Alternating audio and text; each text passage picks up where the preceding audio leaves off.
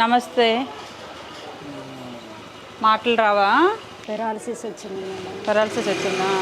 ఎన్ని రోజుల క్రితం ఇలా జరిగిందమ్మా? 1 ఇయర్ అవుతుంది మేడం. మరి ఇప్పుడు మీ పోషణ ఎలా జరుగుతుందమ్మా? ఫ్రెండ్స్ వాళ్ళు ఉన్నారు మేడం. ఒక్కొక్క మంత్ వాళ్ళు కొద్దిగా హెల్ప్ చేస్తారు మేడం. జాబ్కి వెళ్ళడానికి లేదు మేడం. ఈయన కంప్లీట్గా అన్నీ నేనే చూసుకోవాలి మేడం. టీచర్గా చేసేదాన్ని మేడం నేను. ఈయన కంప్లీట్గా ఇట్లా అయిన తర్వాత ఇంకా వెళ్ళట్లేదు మేడం.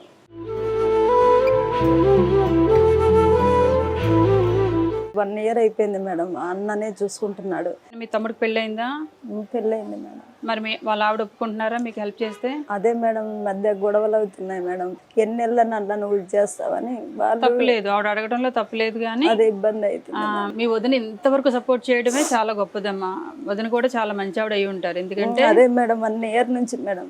మరి ఇంటి దగ్గర ట్యూషన్స్ చెప్పుకోవడం అట్లా ఏమైనా ప్లాన్ చేయలేదా పిల్లలకి? లేదు మేడం. అంటే ఈయన కొద్దిగా డిస్టర్బెన్స్ గా అంటే పిల్లలు రావట్లేదు మేడం. ఎవరైనా మీకు తోడు ఎవరైనా కొద్దిగా లేడీస్ని తీసుకొని వెళ్ళి సో టీచర్ని అమ్మ నా హస్బెండ్ పరిస్థితి బాగాలేదు ట్యూషన్కి పంపించండి అండి అడగటంలో తప్పులేదు. ఇప్పుడు ఎవరో ఏదో ఇస్తే తీసుకుంటున్నారు కదా, అది అడిగి తీసుకున్నట్టే. దానికంటే ఇలా పరిస్థితి బాగాలేదని మీకు ఎలాగో చదువుకున్నారు, టీచర్గా జాబ్ చేశారు, ఇప్పుడు పరిస్థితి బాగాలేదు ఆగిపోయారు కాబట్టి మీకున్న నాలెడ్జ్ని వేరే వాళ్ళకి ట్రై చేయండి. డిపెండ్ అవ్వకండి అమ్మ. చదువుకున్న వాళ్ళు కూడా డిపెండ్ అవ్వకూడదు, ఏదో ఒకటి ట్రై చేయాలి. మెంటల్గా ఇప్పుడు డిస్టర్బ్ అయ్యారు, సరే ఓకే అయిపోయింది, ఇక్కడి నుంచి కొత్తగా ప్రయత్నం చేయండి. సరే బియ్యం ఇస్తాను తీసుకోండి.